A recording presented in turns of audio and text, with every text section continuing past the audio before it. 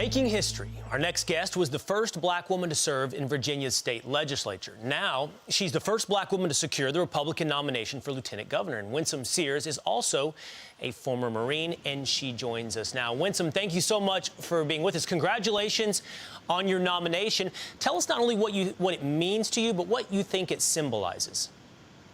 Good morning, and thank you for having me on, Will. So I just want to say, to clear it up, once a Marine, always a Marine.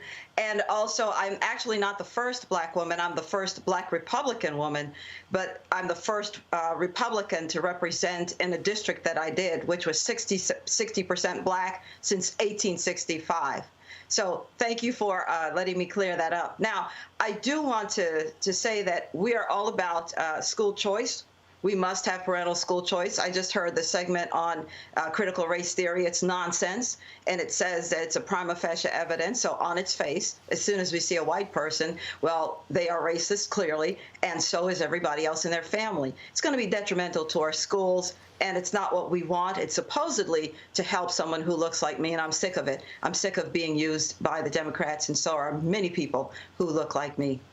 You know, Winsome, first of all, thank you for correcting me. I am very well aware that once a Marine, always a Marine. I don't know how former Marine came out of my mouth, so I appreciate you correcting me on that. You know, but I don't know, popular culture, mainstream media would lead us to believe that if you are black and a Republican, you are an aberration. You are somehow outside the norm. But everywhere I look, there are people like you, Tim Scott, Nikki Haley, who, of course, is a minority as well. Caitlyn Jenner, a transgender woman, is running as a Republican to replace Gavin Newsom as governor of that state. Why do we assume that if you are a minority, you must be a Democrat?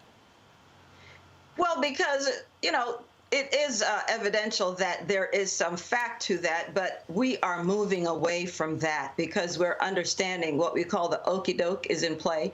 I don't know if you all remember that Ice Cube had asked for a meeting with Biden, and he said, later, see me later after the election, and he asked for the same meeting with Donald Trump. Donald Trump said, bet, let's meet now.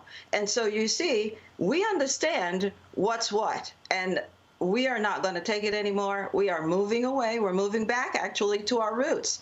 I just reminded our Republican Party that the very first Republican convention after the Civil War was held in Virginia in a black church.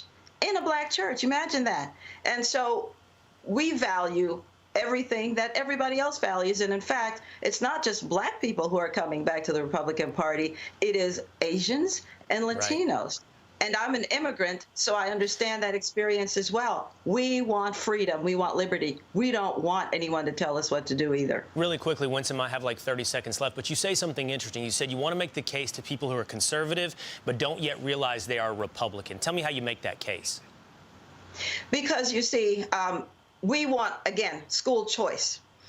We want to ensure that we're not trapped in schools that are pulling us down. We want to have the ability to move and put our children anywhere we want. We want safe neighborhoods. We do want our two-way gun rights as well. We want everything that everybody else wants, and we don't want to make anybody use us as our pawn. When I go to the polls, I don't want people to assume that I'm a Democrat. We want political power. I have none if no one comes to me and asks me for my vote. The same thing everyone wants, respect as an individual.